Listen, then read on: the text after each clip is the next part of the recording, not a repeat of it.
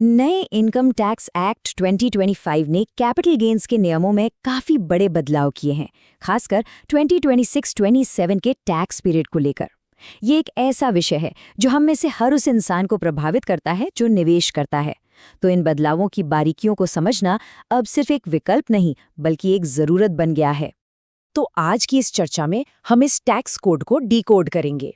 हम बात करेंगे होल्डिंग पीरियड की, नए टैक्स रेट्स और सेक्शंस की, प्रॉपर्टी से जुड़े उस चर्चित जुलाई 2024 के नियम की, और साथ ही देखेंगे टैक्स बचाने के तरीके, एनआरआई रूल्स और कुछ प्रैक्टिकल उदाहरण।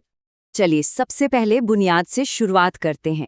आखिर इस नए कोड के तहत वास्तव में टैक्स इवेंट कब ट्रिगर होता है? नए सेक्शन 67 के तहत इसे समझना काफी सीधा है। अगर हम कोई भी कैपिटल एसेट जैसे प्रॉपर्टी, शेयर या फिर गोल्ड खरीद कीमत से ज्यादा पर बेचते हैं तो जो मुनाफा होता है वो कैपिटल गेन है, और अगर सौदा घाटे में रहा तो वो कैपिटल लॉस है। बता दूं कि इस नए नियम ने पुराने सेक्शन 45 की जगह ले ली है। अब यहाँ सबसे बड़ा गेम चेंजर है टाइमिंग। आपका होल्डिंग पीरियड संपत्तियों को एकदम स्पष्ट रूप से शॉर्ट टर्म या लॉन्ग टर्म में बांट देता है। इक्विटी या म्यूचुअल फंड्स के लिए यह जादुई सीमा सिर्फ 12 महीने की है, लेकिन जमीन या घर जैसी अचल संपत्ति के लिए ये 24 महीने हैं। और यकीन मानिए, इसी क्लासिफिकेशन से तय होता है कि आपकी जेब से असल में कितना टैक्स जाएगा। आइए अब सीधा नंबर्स पर आते हैं। देखते हैं कि निवेशकों के सामने टैक्स की असल दरें क्या होंगी। पुराने सिस्टम से नए सिस्टम का ये ट्रांजिशन वाकई दिलचस्प है। देखिए, शॉर्ट टर्म इक्विटी पर टैक्स 15% से बढ़ाकर सीधा 20% कर दिया गया है, जिसे अब सेक्शन 196 के तहत रखा गया है। लेकिन एक बड़ी राहत की बात यह है कि लॉन्ग टर्म गेन्स को सेक्शन 197 और 198 के तहत 12.5% पर यूनिफॉर्म यानी एक समान कर दिया गया है। देखा जाए तो टैक्स कोड को काफी हद तक सिंप्लीफाई किया गया है। और इक्विटी इन्वेस्टर्स के लिए यहाँ एक बहुत अच्छी खबर भी है। सेक्शन 198 के तहत लॉन्ग टर्म गेन्स पर जो सालाना छूट मिलती थी वो 1 लाख रुपए से बढ़ाकर अब 1.25 लाख रुपए कर दी गई है। मतलब साफ है, अब इन्वेस्टर्स अपनी जेब में सीधा थोड़ा और मुनाफा रख पाएंगे। अब बात करते हैं रियल एस्टेट से जुड़े उस अलर्ट की जिसने काफी हलचल मचाई है।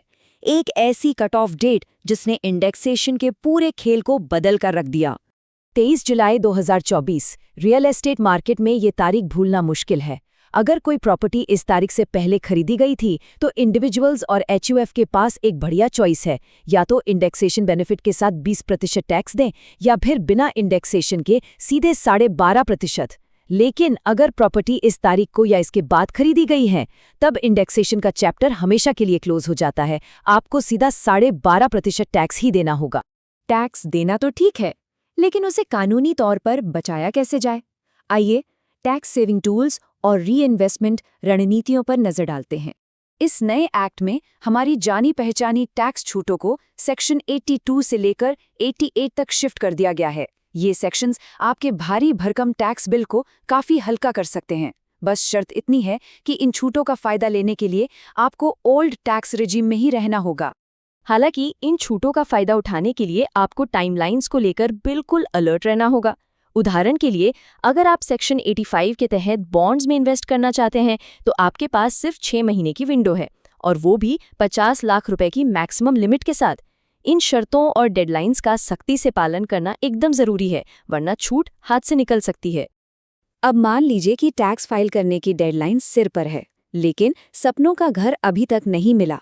ऐसे में कैपिटल गेन्स अकाउंट स्कीम यानी CGAS बहुत काम आती है। आप अपना पैसा इस नोटिफाइड अकाउंट में पार्क कर सकते हैं। इससे आपका टैक्स एग्जेम्पशन सुरक्षित रहता है और आपको नया घर ढूंढने का सुकून भरा वक्त भी मिल जाता है। आगे बढ़ते हैं और कुछ खास सिचुएशंस को समझते हैं। देखते हैं कि एनआरआई और वित्तीय नुकसान की भरपाई यानी लॉस सेट ऑफ के लिए ये नियम कैसे काम करते हैं। तो जब कोई एनआरआई प्रॉपर्टी बेचता है तो एक फिक्स्ड TDS काटना जरूरी होता है। लेकिन अच्छी बात यह है कि वे फॉर्म 10F और TRC का इस्तेमाल करके डबल टैक्स ट्रीटी का फायदा ले सकते हैं। और लॉस सेट ऑफ की बात करें तो शॉर्ट टर्म लॉस को शॉर्ट और लॉन्ग टर्म दोनों गेन से एडजस्ट किया जा सकता है, जबकि लॉन्ग टर्म लॉस सिर्फ लॉन्ग टर्म गेन से ही सेट ऑफ होगा। सबसे अहम बात, अगर आप इन लॉसेस को अगले 8 साल तक कैरी फॉरवर्ड करना चाहते हैं तो अपना टैक्स रिटर्न टाइम पर फाइल करना मस्ट है। थियोरी बहुत हो गई।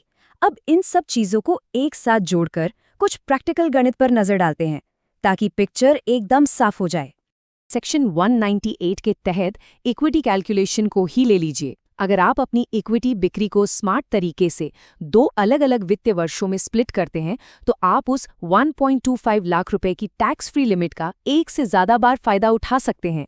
ये एक छोटी सी स्ट्रैटेजी आपका टैक्स काफी हद तक कम कर सकती है। और अगर बात जुलाई 2024 से पहले खरीदी गई प्रॉपर्टी की हो तो सिर्फ एक ऑप्शन मानकर मत बैठिए।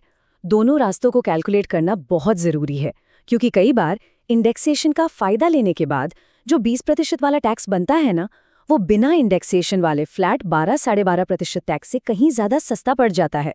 इसलिए हमेशा अपना गणित जरूर चेक करें। तो अगर इस पूरी चर्चा का निचोड़ निकालें तो ये 5 बातें सबसे अहम हैं। सेक्शन 198 के तहत इक्विटी पर 1.25 लाख की छूट के साथ 12.5% tax, general long term gains पर यूनिफॉर्म 12.5% रेट, प्रॉपर्टी के लिए 23 जुलाई 2024 की वो अहम कट ऑफ डेट, टैक्स बचाने के लिए सेक्शन 82 से 86 के जरूरी टूल्स और पेंडिंग घर खरीद के लिए CGAS का सुरक्षा कवच। नए एक्ट को नेविगेट करने के लिए ये आपकी अल्टीमेट चेकलिस्ट है। और अंत में एक बड़ा सवाल जो हमें सोचने पर मजबूर करता है, नई संपत्तियों के लिए इंडेक्सेशन का हमेशा के लिए खत्म हो जाना long term real estate investment की रणनीतियों को कैसे बदलने वाला है? क्या अब रियल एस्टेट के जरिए संपत्ति बनाना उतना ही आकर्षक रहेगा? खैर, ये एक ऐसा पहलू है जिस पर भविष्य के किसी भी निवेश से पहले हमें गहराई से विचार करना होगा।